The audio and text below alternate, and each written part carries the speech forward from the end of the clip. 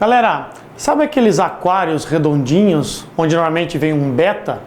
Ou qualquer figura que tenha o formato de esfera, sabe calcular o volume dela? Apesar de ela ser ovalada, já que ela não tem área da base? Vamos ver como é que calcula? Vamos lá. Bom, galerinha, agora a gente vai ver a parte de esferas, tudo que dá para acontecer com uma esfera, e ela é a única que vai desgarrar um pouquinho dos modelos que a gente vinha vindo, de prisma, desde os prismas lá de trás, pirâmide, cilindro e cone. A gente vai encerrar aqui os sólidos em esfera, e ela é o único que não segue aquele padrão que a gente tinha. Qual que era o padrão? Era a área da base, a área lateral, a área total e volume.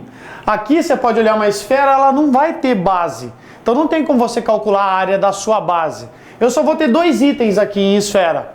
Esfera eu vou ter a sua área total, a sua área de superfície dela, como se você fosse comprar uma bola para dar de presente e descobrir quanto de papel você ia precisar para embrulhar essa bola, tá? A superfície dela, e o seu volume, quanto cabe de água ali dentro ou qualquer outro líquido que você queira colocar, sim? Então a gente só vai ter esses dois itens. E aqui a gente só depende de uma coisa para a esfera, que é ter o seu raio. Eu só tenho essa incógnita para usar tanto na área total, que é 4πr ao quadrado, quanto no seu volume, que são 4/3 de πr ao cubo. Então pode ver que se eu tiver o R, eu consigo tanto achar a área total quanto o volume. Então eu só tendo uma, dificilmente você vai cair num sistema, que nem a que estavam acontecendo nas anteriores. Beleza? Basicamente, tudo de esfera vai rondar sobre isso daqui. Mas eu acho interessante mostrar, fazer a demonstração de uma das maneiras de demonstrar o volume de esfera. Por quê? Porque vai cair numa parte de secções que eu teria que falar numa aba à parte, então eu já faço a demonstração para você e já mostro sobre secções. O que seria secções? Imagine uma esfera, né? Uma bola, uma laranja, bem redondinha, e aí você corta ela. Aqui em qualquer lugar que você fizer uma secção na laranja, a figura que vai formar aqui em cima, afinal quando eu falo de secção eu estou falando de área que vai estar formando, essa área que vai estar aqui em cima sempre vai ser uma circunferência. Sim, ó, tampinha da laranja, sabe? Você tira a tampinha da laranja, tirou, olhou a figura que tem aqui, ó, um círculo, uma circunferência. Sim? Então, para eu achar a área dessa superfície formada aqui em cima, é a área de uma circunferência que a gente viu em geometria plana, que é 4π, que é πr ao quadrado. Tudo bem? Então, quando eu faço essa secção aqui nela, gera para mim uma circunferência aqui em cima, que está a uma certa distância do centro dessa esfera, que tem um certo raio. Então, toma cuidado, isso aqui é raio da esfera, isso daqui é o raio da circunferência gerada pela secção. E eles formam aqui sempre um triângulo, que é um triângulo retângulo, onde Pitágoras come quente ali. Sim? E o que eu preciso para fazer um Pitágoras? Eu preciso de dois lados, normalmente. Né? Se eu tiver catetos, eu acho hipotenusa ou coisa do tipo. O que normalmente o exercício te fornece? A distância em que foi feita a secção do centro dessa esfera. Sim, então ele te dá essa distância aqui. E ele pode tanto te dar a área da figura formada, do qual você consegue achar o raio, ou dar o raio da esfera, do qual você vai achar o raio da secção. Então dessas três informações ele vai te dar duas. Sim? Então secções em esfera, em qualquer posição, em qualquer ângulo, vai sempre formar uma circunferência. A maior circunferência possível numa secção é a que passa exatamente no centro, que aí é a maior possível. Se você for subindo, ela vai diminuindo, sim? De modo a cada vez ficar menor para cima. Pois bem, tem um cara na matemática, o Cavalieri, que ele provou uma das coisas, que é o seguinte: se eu tiver dois sólidos de mesma altura, independente qual é o sólido, se a secção que eu fizer neles, numa mesma altura, a figura que formar aqui em cima e a figura que formar aqui em cima tiver a mesma área, em qualquer que seja a sua altura, esses dois sólidos têm o mesmo volume. Então, de novo, eu tenho dois sólidos. Se eu cortar eles numa mesma altura e a figura que formou aqui em cima é a mesma figura que formou aqui em cima, então eu posso afirmar que esses dois sólidos têm o mesmo volume. Então, o que eu fiz? Eu peguei aqui a esfera da qual eu estava conversando com você,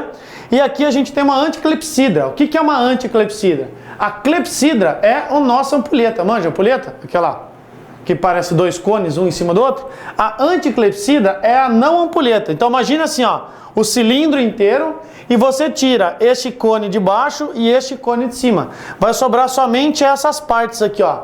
Imagine que é um molde que você tem para fazer casquinha de sorvete, por exemplo, certo? Para fazer um cone ali. Então, é o cilindro inteiro, tira essa, tira essa. Então, sobra uma camada aqui fora ainda, certo? Mas não neste miolo aqui. Quando eu escolhi uma certa altura H para fazer essa secção das duas, eu sei que essa secção que eu fiz aqui formou a minha circunferência. Ótimo, Victor. Beleza. E aqui, quando eu faço um corte aqui, eu tenho uma parte aqui, ó, que tem volume. Eu só não tenho volume aqui no meio. Então a figura que está formando aqui em cima, como se eu estivesse olhando de cima, é uma coroa circular. Lembra de coroa circular? Tem uma circunferência grande e tem uma outra menor aqui, ó. E eu quero somente aquele contorno. Como é que eu acho a área de uma coroa circular? É fácil. Pega a área da circunferência grande e tira a área da circunferência pequena. Sobra somente aquele contorno. Então, a área da minha coroa circular é dada por πr², que é a circunferência grande, essa daqui, ó, que é a mesma aqui de cima, lembra as secções em cilindro que eu falei para você? E eu tiro a área da circunferência pequena, πr², que não é r ali, é x². Aqui também vai ser x². Π vezes x², tiro essa área daqui. Pois bem, o que eu quero que você veja aqui antes? Existe uma semelhança de triângulos. Olha para mim, ó. Este triângulo aqui, este triângulo ele é reto, e este triângulo aqui também é reto. E a gente viu que em semelhança de triângulo, para que dois triângulos sejam semelhantes, eu preciso de dois pares de ângulos correspondentes congruentes. E eu só estou vendo um ângulo reto aqui, ó. Eu preciso de mais um ângulo que seja igual para os dois triângulos, que no caso vai ser esse daqui, ó. Este ângulo que está aqui, ele é comum a este triângulo. Então ele é neste aqui e nesse daqui. Pronto, então eu tenho dois triângulos semelhantes. E se eles são semelhantes, eles são proporcionais. Lembra que eu falei que Cavalieri citava duas figuras de mesma altura? Isso daqui tem dois R's, certo? Que são duas vezes o raio da esfera. Portanto, essa altura inteira também tem dois R's. E que metade dela tem R. Então, daqui até aqui vale Rzão, certo? Então eu fiz a altura desse daqui, que eu chamei de Rzão, com o seu raio, que é o Rzão, está para a altura desse daqui, que é o H, com o seu raio, que eu chamei de X. Sim? Então, Rão está para Rão, X com H. Corto o R com R, e a hora que eu multiplico em cruz, eu caio que X é igual a H. Por que eu fiz isso? Porque onde estava esse X aqui, agora eu troquei ele por H. E por que, Vickery? Olha como é que ficou a área dessa coroa circular. Aqui eu só coloquei um π em evidência, tá? Tirei o π dos dois, fatorei eles aqui, vocês viram a aula de fatoração com o Rafa, e eu cheguei nessa área de coroa circular. Quando eu venho nesse daqui, aplicando o tal Pitágoras que eu havia dito, eu faço hipotenusa ao quadrado é igual cateta ao quadrado mais cateta ao quadrado. Eu quero isolar esse Rzinho, então esse H² foi para o outro lado, subtraindo do R², certo? E depois eu fiz a área dessa aqui, ó, dessa circunferência que a gente falou no meio. A área dela é πr². O que eu fiz? Onde está R², eu troquei por isso daqui, ó, que é o R² menos o H². Por que isso daí? Olha a área disso daqui e olha a área desse daqui, ó. Elas são iguais, espera aí. Cavalieri falou que se as figuras seccionadas, independente da sua altura, têm a mesma área, então esses dois sólidos têm que ter o mesmo volume. Então, o volume da esfera é igual ao volume da anticlepsida.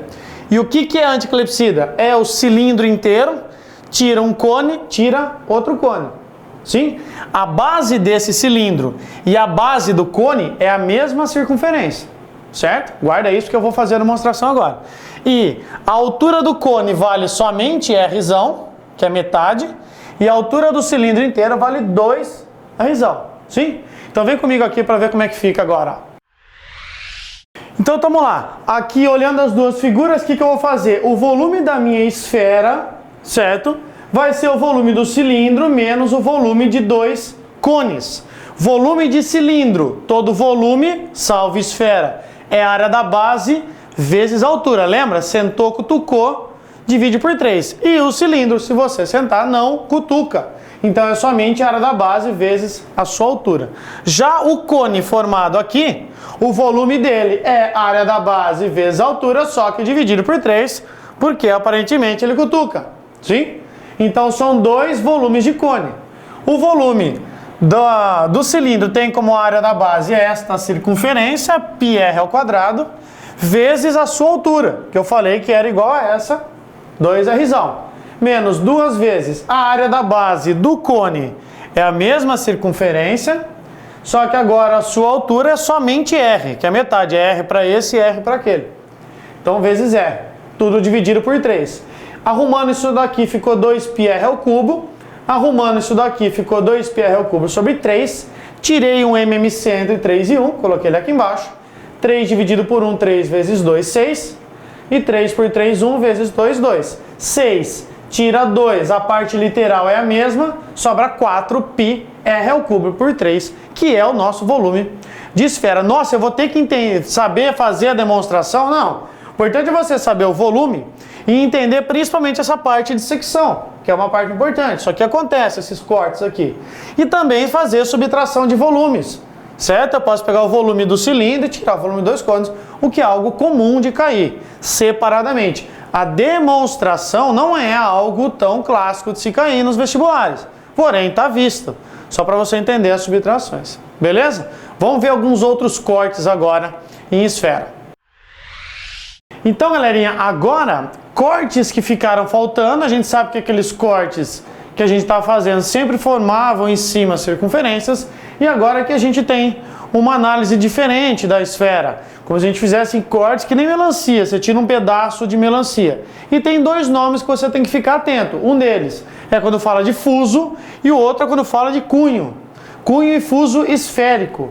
Quando eu estiver falando de fuso esférico, é como se eu estivesse falando a casquinha da melancia, só a parte verde do pedaço que você vai estar cortando. E você há de concordar comigo que o tamanho do pedaço da melancia que você vai cortar depende do ângulo que você vai formar, certo? Quanto maior for o ângulo, maior é o seu pedação, certo ou não? Então eu tenho aqui, ó, o ângulo formado entre as pontas dessa casca, sim? E este ângulo é diretamente proporcional ao seu fuso esférico. Então, se o fuso é parte da casca, ele faz parte da superfície. Quanto da superfície? É a superfície inteira, Vicari? Não, é só um pedaço. E como é que você representava lá na quarta série pedaço? Você montava uma fração, não é? Essa fração depende deste ângulo. Qual que é a superfície toda? Quanto que eu ando daqui até aqui, ó? Não são 360 graus? Então, quando eu estiver falando a área de fuso, eu preciso que seja uma fração alfa graus de 360 graus do que? Da superfície. Como que é a formulinha da superfície? 4πr². Então, olha lá, é uma fração da área da superfície. Não é a superfície inteira dela, é só um pedaço. Ah, tá, entendi. Então, peraí, ficou fácil agora para esse daqui. Porque olha o que é esse cara aqui, ó. Esse cara não é mais a casca, é exatamente o seu pedaço de melancia. Ele vem com a parte de dentro junto, forma lá o seu pedação de melancia, delicinha, certo? Então agora eu estou pegando um pedaço lá de dentro, e lá dentro é o quê? É volume, Vicari. Ótimo. Então, se eu quero saber o volume do cunho, eu quero saber esse pedaço do volume. Mais uma vez, o pedaço é representado por alfa sobre 360, e aí vai depender deste ângulo. Se for 60 graus, fala, professor, posso falar que é um sexto? Pode. Ah, se for 90 graus, posso falar que é um quarto? Pode. Agora, se for 70 graus, ele não é essa parte tão bonitinha do 360. Então, você coloca o quê? 70 sobre 360. Do que? Do nosso volume, que é 4/3 de πr². Beleza? Essa é a diferença para fuso, casquinha, e cunho, pedaço inteiro. Ele pode pedir a área da superfície do cunho? Pode. O que é a sua melancia? Pensa só. é a casca aqui embaixo, que você acabou de ver como é que calcula, e a parte lateral da melancia não é metade de uma circunferência assim, ó, a melancia? Então eu tenho metade aqui e metade do outro lado. Raro ele pedir área total? Normalmente a gente vincula a ideia de fuso sendo a nossa área de superfície e cunho sendo o volume do qual ele vai ser tirado. Deu para entender, galera? Belezinha? Então vamos lá, vamos fazer um pouquinho de exercício e acompanha nosso material que tem coisa legal. Valeu!